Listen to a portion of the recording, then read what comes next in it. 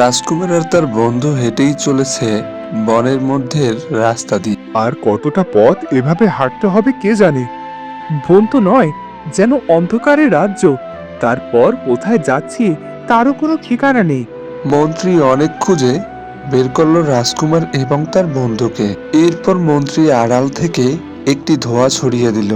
রাজপুত্রের বন্ধু তার পিছনে ছিল, আর সেই ধোঁয়া গিয়ে তার শরীরে লাগতেই সে নিচে পড়ে যায়।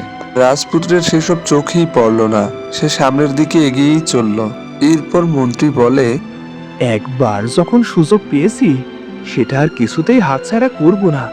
এই বিষ মাখানো তীর একবার রাজপুত্রের শরীরে প্রবেশ করলেই ব্যাস। এই কথা বলে মন্ত্রী রাজকুমারের পিছু নিল, আর পিছন পিছন যেতে যেতে সে একটি গাছের আড়াল থেকে রাজকুমারের দিকে তীর ছুঁড়ে মারে, আর সেই তীর গিয়ে লাগে রাজকুমারের পিঠে। এরপর মন্ত্রী রাজ্যের দিকে রওনা হয়, আর সে বলতে লাগে, পথের কাঁটা দূর হয়েছে, আজ থেকে সব আমার। আমার এতদিনের পরিকল্পনা সফল হয়েছে। আমাকে এভাবে পড়ে থাকলে চলবে না, আমাকে বাঁচতে হবে। বীরেরা কখনো এভাবে মাটিতে পড়ে থাকে না।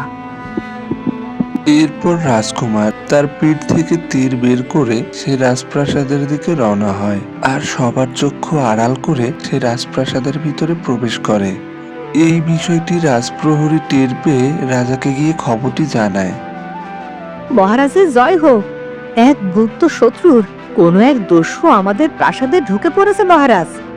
আপনি অনুমতি দিলে অন্তর্মহলের সব ঘরগুলো আমি তল্লাশি করে দেখতে পারি। অনুমতি দিলাম, যাও তাকে খুঁজে বের করো আর আমার সামনে এনে হাজির করো। দস্যুর এত সাহস আমার প্রাসাদে প্রবেশ করে।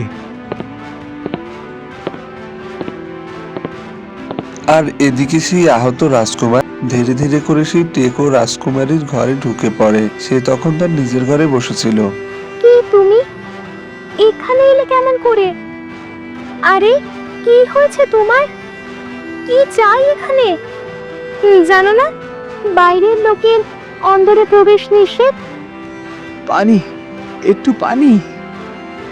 পানি খাওয়ার কথা বলে রাজকুমার হঠাৎ করে অসুস্থ হয়ে মেঝেতে পড়ে গেল, আর রাজকুমারীর খুব ভয় হতে লাগলো। এরপর সে নাকের কাছে হাত নিয়ে দেখে সে বেঁচে আছে। বেঁচে আছে, কিন্তু এটা কি? কোনো শত্রু নাকি বন্ধু? কি সুন্দর দেখতে, কিন্তু চিকিৎসার প্রয়োজন। রাজবৈদ্য মশাইকে ডাকবো?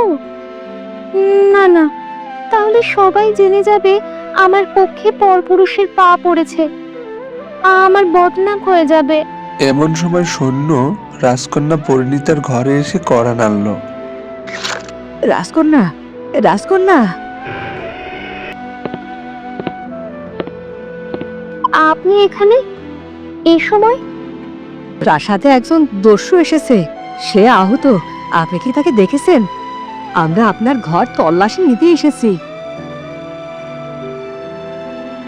মাননীয় সৈন্য, আপনার কি মনে হয় কোনো দস্যু এলে রাজকন্যা তাকে লুকিয়ে রাখবেন?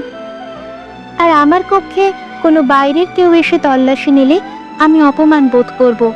আপনি এখন আসতে পারেন। সাবধানে থাকবেন রাজকন্যা।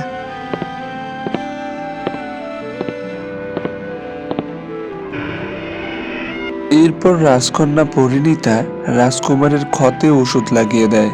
আশা করি দ্রুত সেরে যাবে, কিন্তু শুনেছি আহত বাঘ অনেক বেশি হিংস্র হয়। আমি বরং ওকে বেঁধে রাখি।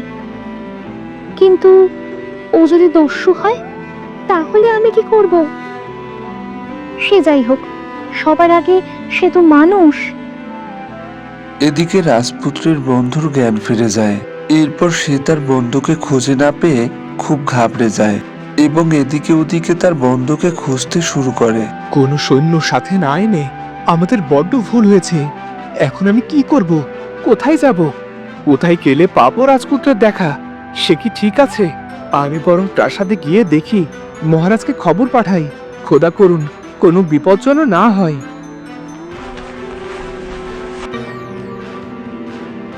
এদিকে রাজকুমারের জ্ঞান ফিরলেই রাজকুমারী পরিণীতা তাকে ফুলদানি দিয়ে আঘাত করে অজ্ঞান করে ফেলে। এরপর বাইরে থেকে পরিণীতার মা চলে আসে। পরি, পরিণীতা, পরি, খেতে এসো মা। কি ব্যাপার, তোমার ঘরের দরজা দেওয়া কেন? পরি, পরি, দরজা খোলো।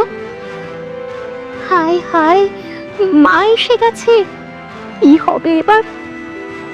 যা হবার হবে। মা, আমি একটু পরেই আসছি, আমার এখন ভালো লাগছে না। পরীর হঠাৎ কি হলো? ও তো এমন করে না কখনো। আমি এখন কি করব? কোথায় লুকিয়ে রাখবো এই দস্যুকে? অনেক ভেবে পরিণীতা রাজপুত্রকে বেঁধে তার ঘরের এক কোণে লুকিয়ে রাখলো। আর এরপরে ছোট রানী এসে আবার তাকে ডাকতে লাগলো। পরিমা, পরিমা, ও পরিমা, দরজা খোলো মা। পরি, এই রে, ছোট মা আবার এই সময় এখানে কেন?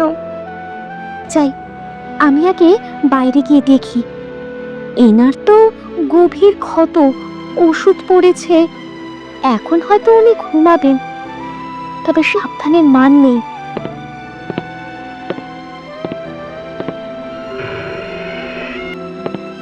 ছোট মা, প্রাসাদের সবাই ঠিক আছে তো? সৈন্য এসে জানালো কোনো এক দস্যু এখানে এসেছে।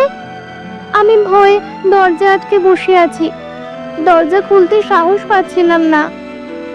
তোমাকে আগে কখনো এমন দেখিনি তো। ভয় পেও না পরিণীতা, চলো আমার সাথে।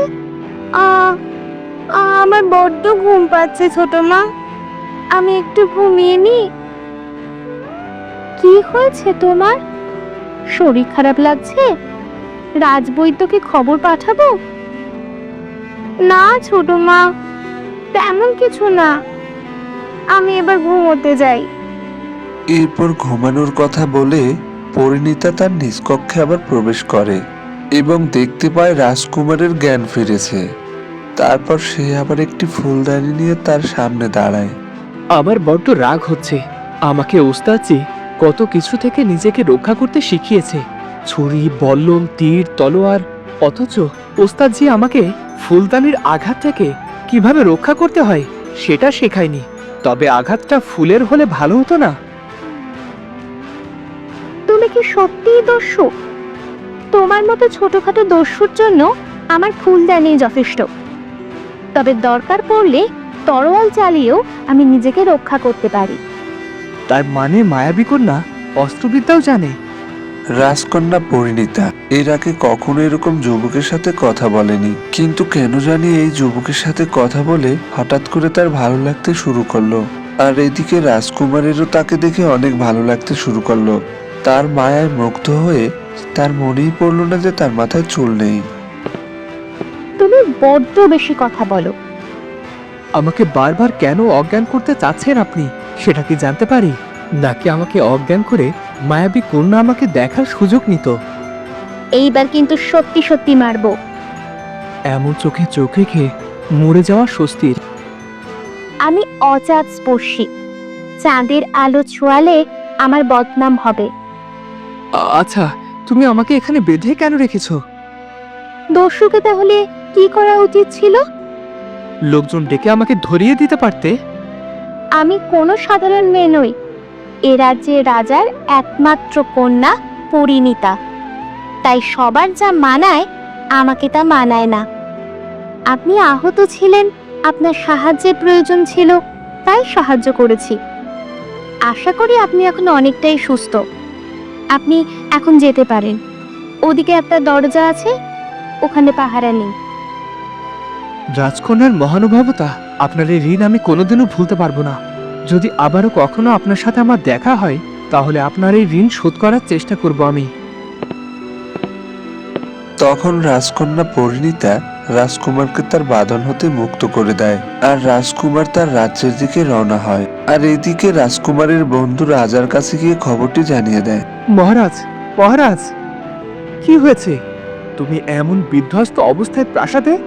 তুমি তো রাজপুত্রের সাথে শিকারে গিয়েছিলে। গভীর বনে কেউ আমাদের উপর আঘাত করেছিল, জানি না কেমন করে আমি অজ্ঞান হয়ে গেলাম। আর যখন জ্ঞান ফিরল তখন রাজপুত্র কোথাও ছিল না। তখন সেখানে রাজার মন্ত্রী আসে। সে বলে অন্য কথা। রাজপুত্র নেই, অথচ দেখো তুমি কিন্তু দিব্যি আছো। নাকি তুমি কারো হাতে হাত মিলিয়ে রাজপুত্রের এত বড় ক্ষতি করেছো? মহারাজ, সন্দেহের বাইরে কেউ নয়, একে আমি বন্দি করতে চাই। আমি সত্যি কিছু জানি না মহারাজ, আমাকে ছেড়ে দিন আর বনে লোক পাঠান। রাজপুত্র নিশ্চয় পথ হারিয়েছে। এখন এসব কথা বলে কোনো লাভ নেই। এসো এসো আমার সাথে। মহারাজ, বনে লোক পাঠান, রাজপুত্র বিপদে আছে, আমার কথা শুনুন। আমার রাজপুত্র, যাও মন্ত্রী, একে নিয়ে যাও আর খুঁজে বের করো কোথায় আছে আমার রাজপুত্র।